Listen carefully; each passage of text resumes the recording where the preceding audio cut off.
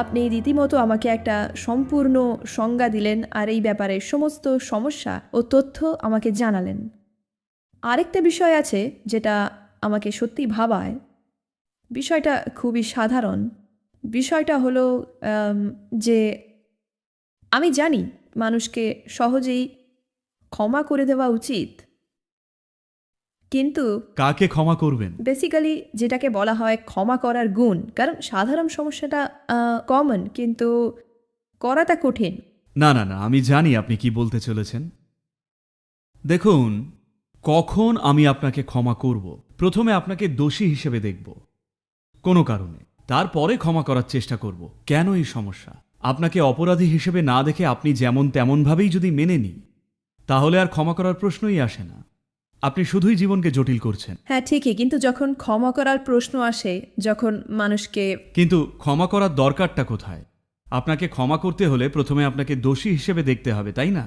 আপনাকে দোষী হিসেবে দেখব না, জীবনে যা চান তাই করুন, কারণ আপনি যেটা ভালো বোঝেন সেটাই করছেন। এর চেয়ে ভালো কিছু জানলে সেটাই করতেন। তো ভালো যা জানেন সেটাই আপনি করছেন। আমি কেন নিজের মনে মনে আপনাকে দোষী হিসেবে দেখে তারপর আবার ক্ষমা করতে যাব? এইসব জীবনকে অযথা জটিল করা।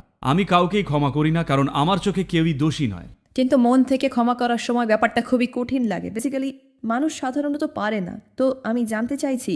আমি বলছি ক্ষমার কোনো দরকারই নেই। প্রথম কথা, আমি যখন আপনাকে কিছুর জন্য দোষী বলে দেখি না, তখন ক্ষমা করার প্রশ্ন কোথায়? যখন আপনি যেমন আছেন সেভাবেই আপনাকে মেনে নিই, সে যেমনই হন, তখন ক্ষমা করার দরকার থাকে না। না, আমার বয়ে গেছে আপনি কেমন, আপনি যেমনই হন আমার আপত্তি নেই, কারণ আপনি সেই রকমই। মানুষ এমনই হয়ে থাকেন। তো মানুষ এইসব নিয়ে ভাবেন কারণ তাদের অন্য মানুষদের থেকে অবাস্তব প্রত্যাশা থাকে। যেহেতু তাদের প্রত্যাশাগুলো অবাস্তব, তাই মনে মনে অন্য কাউকে দোষী বানিয়ে ফেলেন, আর তারপর একদিন তাদের ক্ষমা করে দেবেন। ভগবান সাজার দরকার নেই, ছেড়ে দিন এই সব। মানুষকে মেনে নিন যেমন আপনি নিজে। আপনিও তো নিখুঁত নন, তেমনই চারপাশের বাকি সবাইও তাই। তাদের মেনে নিন, পারলে তাদের সঙ্গে লেনদেন করুন, চুক্তি করুন, ব্যবসা করুন, চাইলে সম্পর্ক গড়ে তুলুন, সেটা ভালো। যদি না পারেন, ঠিক আছে, তাদের একা ছেড়ে দিন। সবাই আপনার মতো ভাবলে কত ভালো হতো সদ্গুরুজি, আর এটাই আপনাকে অনেকের থেকে আলাদা করে তোলে। আমরা আপনার কাছে সাহায্য চাইতে আসি, শিখতে আসি। না, আমি বলছি আপনি অযথা নিজের মনে জটিলতা সৃষ্টি করছেন, আর চিরকাল সেটার সাথে লড়ছেন। কারণ একবার কাউকে নিজের মনে অপরাধী ভাবতে শুরু করলে, আপনি যতই ক্ষমা করার ভান করুন না কেন, আপনার মন থেকে কিন্তু সেটা সরবে না। সত্যি সত্যি অসংখ্য ধন্যবাদের জন্যে। আর আরেকটা বিষয় হলো, আমি সবসময় বুঝতে চাই, জানতে চাই আধ্যাত্মিকতার বিষয়ে। কোনো বিশেষ পথ বা উপায় কি আছে যেটা মানুষ অনুসরণ করে একটা আম, সচেতন বা চেতনা পেতে পারেন? কেউ আধ্যাত্মিক হওয়ার দিকে এগোলে বা চেষ্টা করলে কোনো পথ কি আছে বা কোনো উপায় আছে?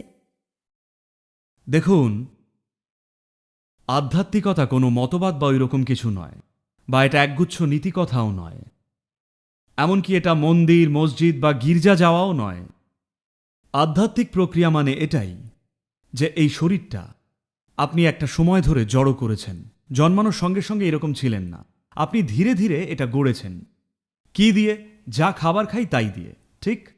যাই আমরা জড়ো করি না কেন, সেটাকে আমরা বলে দাবি করতে পারি। কিন্তু যদি বলি সেটা আমি, সেটা তো বোকা বোকা, তাই না? যেমন যদি বলি এই জামাটা আমি, এই জামাটা আমার বললে ঠিক আছে, কিন্তু জামাটা আমি বললে সেটা তো পাগলামি। তো এই শরীরটা আমার, এটা ঠিক আছে, কিন্তু এইটাই আমি, এটা পাগলামি। তো যদি বোঝেন আপনার শরীর একটা সংগ্রহ, আর তার সঙ্গে যদি বোঝেন মনে যা আছে সেটাও বাইরে থেকে জোগাড় করা, তো মন বলে যেটা দেখছেন সেটা বাইরে থেকে সংগ্রহ করা, আপনার শারীরিক জিনিসগুলো বাইরে থেকে সংগ্রহ করা। কিন্তু আপনি কে সেটা এখনো আপনার অভিজ্ঞতায় আসেনি। যখন সেটা অভিজ্ঞতায় আসে তখন আমরা বলি আপনি আধ্যাত্মিক প্রক্রিয়ায় আছেন। ব্যক্তিগতভাবে আমার এটা বেশ কঠিন লাগে, কারণ আমি অনেক রকম পথ ট্রাই করেছি। আমরা সবাই প্রতিনিয়ত হয়তো সেটাই আসল সমস্যা, আপনি অনেক কিছু ট্রাই করছেন। এটা অনেকটা, দেখুন, যদি এই জমিটা খুঁড়ে জল পেতে চান, তাহলে অবশ্যই একটা জায়গায় খুঁড়ুন। যদি দুদিন অন্তর 10টা জায়গায় ঘুরে খুঁড়তে থাকেন, তাহলে প্রচুর ফাঁকা গর্ত পাবেন। কিন্তু জল পাবেন না। ঠিক, কিন্তু অনেকেই আমাকে উপদেশ দেওয়ার সময় বলেছেন যে যখন ওখানে পৌঁছানোর বিষয় আসে তখন আপনাকে নাকি ধ্যান ট্যান ইত্যাদি করতে হবে। আর কোনোভাবে অবচেতনে আম, যখন আমিও চেষ্টা করি, এটার অংশ হওয়ার চেষ্টা করি, কোনোভাবে সেই জায়গাটায় যেন পৌঁছতে পারি না, যেটা আমি খুঁজছি। আপনি অবশ্যই আসুন আর একটু ইনার ইঞ্জিনিয়ারিং করুন। সেটাই আমি করতে চাই। এই ব্যাপারে বলতেই যাচ্ছিলাম, আমি সত্যি আপনার উপস্থিতিতে ইনার ইঞ্জিনিয়ারিং করতে চাই, যেখানে আমি বুঝতে পারবো ব্যাপারটা কি আর আমি ঠিক কি চাইছি। দেখুন, ব্যাপারটা এইটুকুই, যদি আপনার শরীর আর মন এখন আপনার নির্দেশ মেনেই চলত, আপনি কি তাহলে এটাকে ভালোভাবে রাখতেন? শরীর যদি আপনার কথা মতো চলত, আপনার মন আপনার নির্দেশ অনুযায়ী চললে একে কি আনন্দময় আর খুশিতে রাখতেন? ব্যাস এটুকুই। আপনি জানেন না কোথায়, দেখুন আপনার একটা সুপার কম্পিউটার আছে কিন্তু জানেন না কিবোর্ডটা কোথায়। সেই জন্য ইনার ইঞ্জিনিয়ারিং দরকার। অবশ্যই আগে কিবোর্ডটা খুঁজুন, তবেই যা চান টাইপ করতে পারবেন। আমি অবশ্যই এটা খুব শীঘ্রই করব। Thank you, Sadhguruji.